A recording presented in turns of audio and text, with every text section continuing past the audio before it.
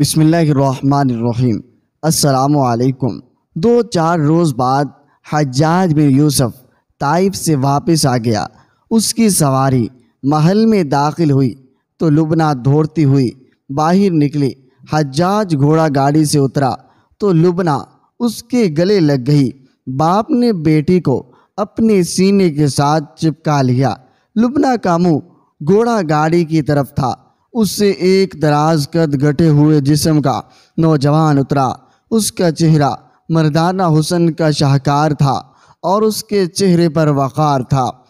لبنہ نے اپنے باپ کے گرد بازو بڑی سختی سے لپیٹ رکھے تھے، اس کے باوجود ڈھیلے پڑ گئے اور اس کی نظریں اس نوجوان پر جم گئی۔ آگے آؤ محمد۔ حجاج نے اس نوجوان سے کہا، یہ ہماری بیٹی لبنہ ہے، اور دیکھو بیٹی، یہ تمہارا چچا زاد ہے محمد بن قاسم۔ تم نے اسے پہلی بار دیکھا ہے۔ یہ میرے بھائی کی یادگار ہے، کچھ عرصہ ہمارے ساتھ رہے گا۔ محمد بن قاسم اپنے چچا حجاج بن یوسف کے محل میں رہنے لگا۔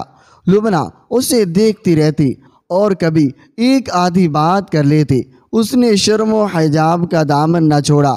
ایک شام محمد بن قاسم باغ میں ٹہل رہا تھا۔ اسے باغ کا ایک گوشہ اچھا لگا۔ 2 درخت تھے جن پر گھنی پیلیں چڑھی ہوئی تھی۔ یہ پھولدار پیلیں تھیں۔ بہار کا موسم تھا، پھول کھلے ہوئے تھے، پیلوں نے چسی بنا رکھی تھی۔ محمد بن قاسم کو یہ جگہ بڑی اچھی لگی۔ وہ اس کے اندر جا کر بیٹھ گیا۔ لبنہ نے اسے دیکھ لیا اور وہ بھی ٹہلتی ٹہلتی وہاں پہنچ گئی۔ چھپ کر کیوں بیٹھ گئے ہو محمد؟ لبنہ نے اس سے پوچھا۔ پھولوں کی یہ چھت اور پھولوں کی دیوار اچھی لگی تو بیٹھ گیا۔ محمد بن قاسم نے کہا، میں بھی بیٹھ جاؤں؟ لبنہ نے پوچھا، میں؟ محمد بن قاسم نے کہا، کیوں، اچھا نہیں لگتا؟ محمد بن قاسم نے کہا، چچا یا کسی اور نے دیکھ لیا تو ٹھیک نہیں ہوگا۔ میں تمہارے ساتھ چھپ کر نہیں بیٹھوں گا۔ چھپ کر تو میں بھی نہیں بیٹھنا چاہتی، لبنہ نے کہا اور سوچ میں پڑ گئی۔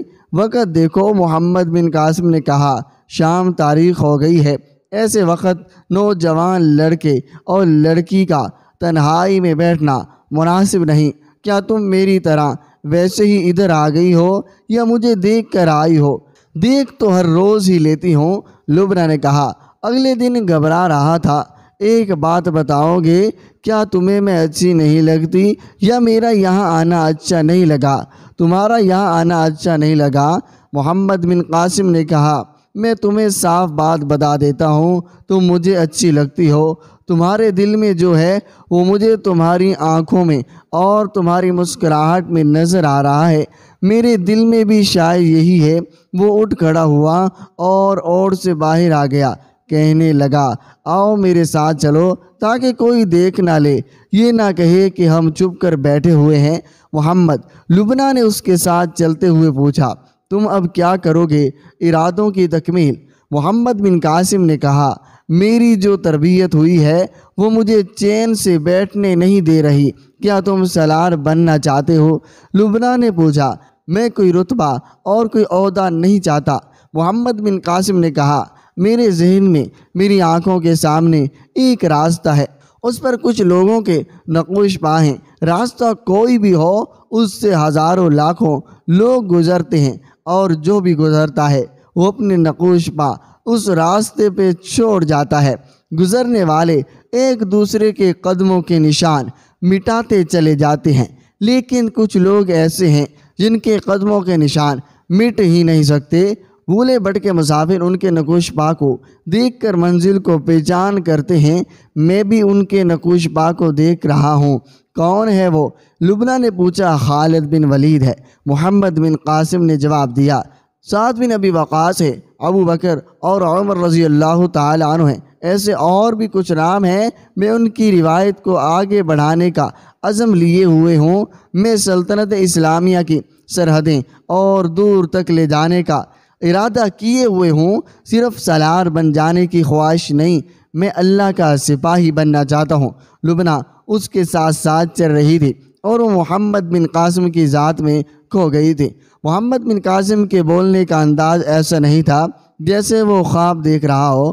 ان کے انداز میں عزم تھا اور لبنہ وہ کہہ رہا تھا، میں اپنی ماں کے خواب کی تعبیر ہوں، مگر تعبیر ابھی مکمل نہیں ہوئی۔ مجھے وہ روشن ستارہ بننا ہے جو ماں نے خواب میں دیکھا تھا۔ وہ چلتے چلتے محل کے ایک برآمدے میں پہنچ گئے۔ محمد بن قاسم خاموش ہو گیا۔ جاؤ لبنہ، محمد بن قاسم نے کہا، میں اکیلا اندر جاؤں گا۔ لبنہ اس کے ساتھ آگے کھڑی ہو گئی اور اس کا چہرہ اپنے دونوں ہاتھوں میں تھام لیا۔ مجھے شاید تیرا ہی انتظار تھا محمد، لبنہ نے جذباتی اور روندی ہوئی آواز میں کہا، جی چاہتا ہے تیری ہم سفر بن جاؤں، قبول کروں گی اگر اللہ کو منظور ہوا۔ تو محمد بن قاسم نے کہا اور وہاں سے چل دیا۔ بہار کے دن تھے۔ ان دنوں دارالخلافے میں مختلف کھیلوں کے مقابلے ہوا کرتے تھے۔ ان کھیلوں میں شاہ سوار، نیزہ بازی، تیغ زنی، تیر اندازی اور کشتی خاص طور پر شامل تھی۔